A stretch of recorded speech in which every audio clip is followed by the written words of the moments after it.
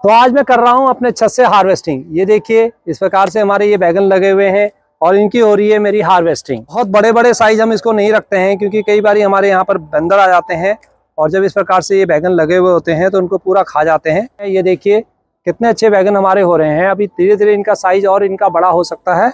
एक दो बैगन हम ऑलरेडी इसमें से बड़े वाले ले गए हैं तोड़ के। तो ये देखिए मैंने इस प्रकार से कुछ हार्वेस्टिंग कर ली है। अभी मैंने काफ़ी छोड़ दिए हैं क्योंकि अभी ये हमारे लायक एक सब्जी लायक हो जाते हैं। फिर 3-4 दिन के बाद हम ऐसे ही हार्वेस्टिंग कर लेंगे।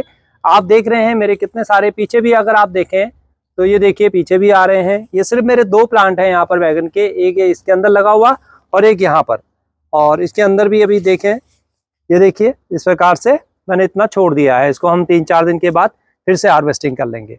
तो अगर आप भी मेरी तरह बैगन उगाना चाहते हैं, सबसे इजी ग्रोइंग है। आज हम बात करेंगे बैगन के की कैसे आप लगा सकते हैं, किस मौसम में लगा सकते हैं, इसकी मिट्टी कैसी होनी चाहिए, संपूर्ण जानकारी आपको देने के लिए जा रहा हूं। तो नमस्कार दोस्तों, मैं हरीश जोशी आपका स्वागत करता हूं अपने रूफटॉप ऑर्गेनिक्स गार्डन में। हम अपने किचन गार्डन में बहुत सारी चीज़ें लगाते हैं जिसके हमें बहुत अच्छे इस प्रकार से रिजल्ट मिलते हैं। तो ये न सिर्फ हमारी सेहत के लिए अच्छे होते हैं बल्कि हमें बहुत इनको देख के खुशी भी मिलती है। अगर आप भी चाहें इसी प्रकार से अपने गार्डन में, अपने जितना भी आपके पास, जैसा भी आपके पास कंटेनर है उसमें थोड़े से इस प्रकार से बैगन और कुछ और दूसरी चीज़ें आप लगा सकते हैं। बैगन एक सबसे इजी ग्रोइंग है। अगर आप नए गार्डनर हैं तो मैं हमेशा कहता हूं कि आप बैगन और मिर्च से स्टार्ट कीजिए। आपको गार्डनिंग का आनंद भी आएगा, आपको अच्छे रिजल्ट्स में मिलेंगे और फिर आप आगे बढ़ सकते हैं। गार्डनिंग में दोस्तों क्या होता है अक्सर कि हम चीज़ें लगाते हैं, फिर हमें अच्छे रिजल्ट नहीं मिलते हैं तो फिर हमारा वहाँ से ध्यान हट जाता है या फिर हमें लगता है कि मेरे बस की ये गार्डनिंग है ही नहीं। ऐसा बिल्कुल भी नहीं है। बस कुछ चीज़ों का हमें ध्यान रखना होता है। ज़्यादा खाद नहीं देना, समय पर पानी देना और समय पर इसको जो भी इसका पौष्टिक आहार है, जो भी आप इसको देना चाहते हैं वो समय पर देना और बहुत अत्यधिक मात्रा में नहीं देना।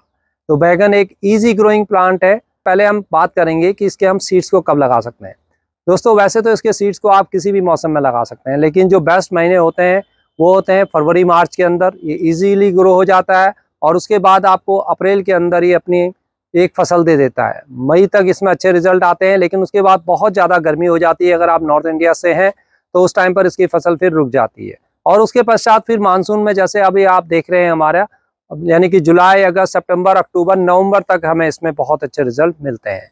और अगर आपने पहले नहीं लगाया हुआ तो आप मानसून के दौरान भी अपने बैगनों को लगा सकते हैं और इस वक्त भी अगर आप लगाएंगे तो इवन विंटर में भी आपको बैगन इस प्रकार से तोड़ते हुए मिलेंगे। ये डिपेंड करता है कि आप किस प्रकार के बैगन लगाना चाहते हैं। ये भरते वाले बैगन जो मैंने आज हार्वेस्टिंग की है, इस प्रकार से आप लगा सकते हैं। वाइट बैगन दोस्तों बहुत गुच्छों में आता है। मैंने अभी इसकी हार्वेस्टिंग करके गया हूँ। ये देखिए इस प्रकार से वाइट वाले लंबे वाले लगते हैं। और ये प्लांट अभी मेरा थोड़ा सा आप ग्रो हुआ है। थोड़ा सा गर्मियों में ये बिल्कुल मेरा डेड सा हो गया था, लेकिन अब इसमें मैं बहुत अच्छी, मैंने इसमें खादात दे दी है तो अब ये बहुत अच्छे रिजल्ट मेरे को देने वाला है। इसी प्रकार से ये देखिए यहाँ पर काले वाले छोटे छोटे बैगन, ये बहुत अच्छे मेरे इसमें फूल आ रहे हैं। अभी ये देखिए बन रहे हैं। ये हैं मेरे भरवा बैगन, गोल वाले जो छोटे छोटे भरवा बैगन होते हैं, ये उस टाइप के हैं। ये आप इस प्रकार से लगा सकते हैं। ये देखिए इस प्रकार से ये हरे बैगन भी आते हैं।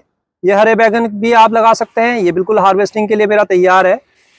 ये छोटे छोटे प्लांटों में ही आपको बहुत अच्छे रिजल्ट इनके मिल जाते हैं। देखिए यहाँ पर ग्रीन यहाँ पर है और साथ में दोस्तों पीछे भी है। तो अगर आप घर में अगर इस प्रकार के 3-4 प्लांट अगर आप लगा लेते हैं तो आपको बाजार से सब्जी की लाने की आवश्यकता नहीं पड़ती है। और ये इस प्रकार के जो बैगनी कलर के बैगन होते हैं, इनको भी, ये भी इजीली लग जाते हैं। ये भी मैंने लगाए हुए हैं। और छोटे वाले हरे हरे में जो बिल्कुल पतले से लंबी वैरायटी आती है वो भी मेरे पास है। यानी कि 4 से 5 वैरायटी के बैगन मैंने लगा रखे हैं। सबके एक एक दो पेड़ है मेरे पास, बहुत ज़्यादा नहीं है, लेकिन इस प्रकार से हम मिक्स करते हुए इनको खाते हैं। आप चाहे थोड़ा बहुत स्टार्ट करिए।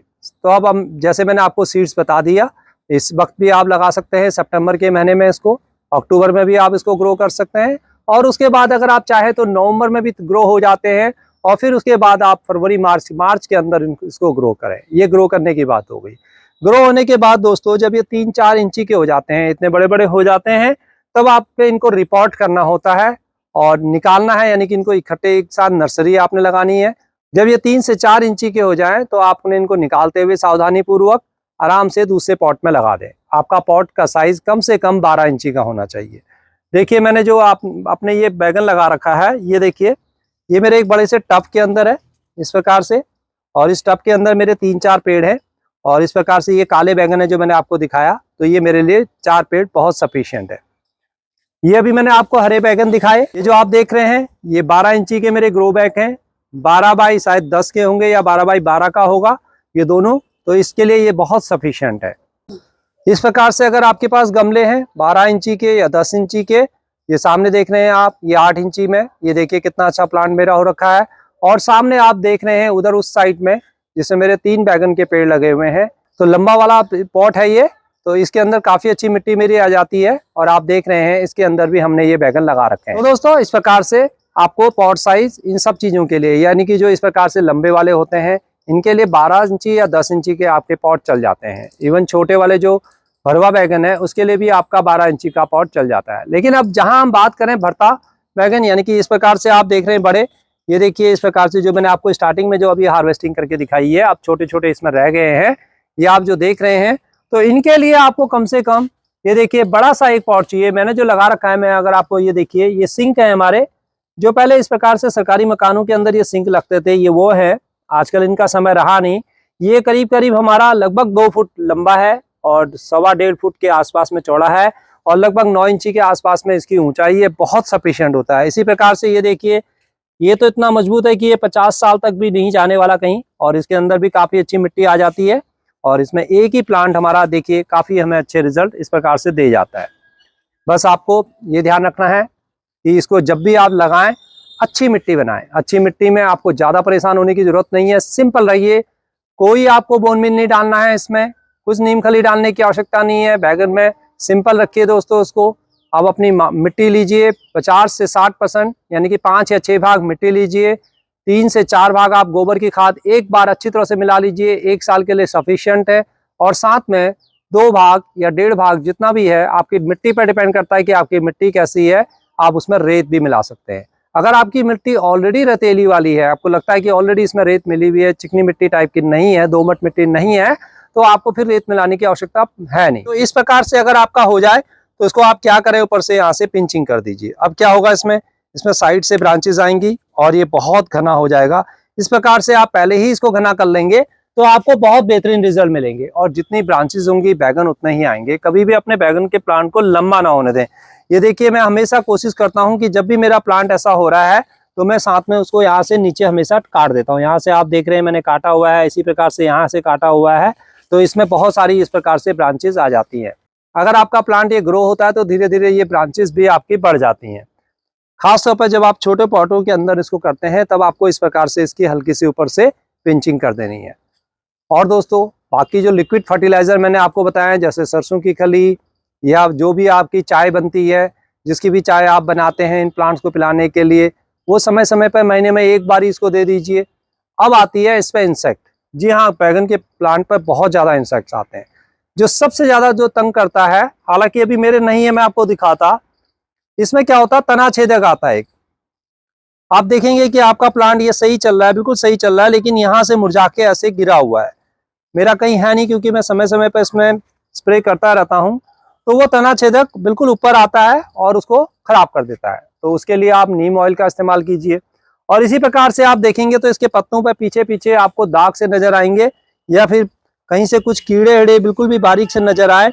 देखिए बिल्कुल पत्ते साफ होने चाहिए इस प्रकार से, कहीं से मुड़े हुए नहीं होने चाहिए।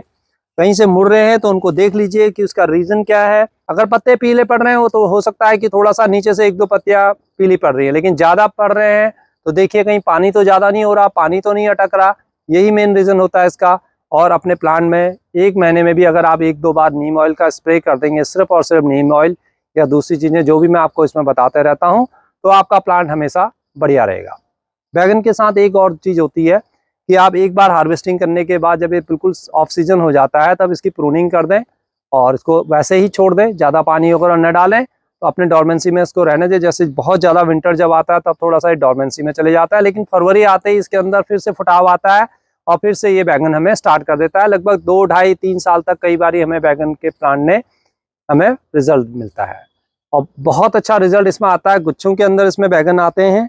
अब बरसात है, बरसात के टाइम पर थोड़ा सा इसका ये कम हो रहा है दोस्तों, लेकिन अभी आप जैसे ही धूप आएगी, अक्टूबर का महीना आएगा, अक्टूबर नवंबर में इसमें बम्पर हमें फ्रूटिंग मिलती है। तो इजी टू ग्रो है, कोशिश करिए आप लगाने की, थोड़ा सा ट्राई करें। लेकिन हाँ, ये इस चीज़ का ध्यान रखें कि जहाँ आपने ये रखे हुए हैं वहाँ पर कम से कम 3 से 4 घंटे की धूप, कम से कम 4 घंटे की धूप आती हो, तो आपको अच्छे रिजल्ट मिलेंगे। इसी प्रकार से आप मिर्ची का प्लांट भी लगा सकते हैं। तो दोस्तों, आई होप कि आपको वीडियो अच्छी लगी होगी। वीडियो अच्छी लगी तो लाइक कीजिए दोस्तों, सब्सक्राइब करें चैनल को। फिर मिलते हैं किसी और वीडियो में, तब तक के लिए नमस्कार, बाय बाय।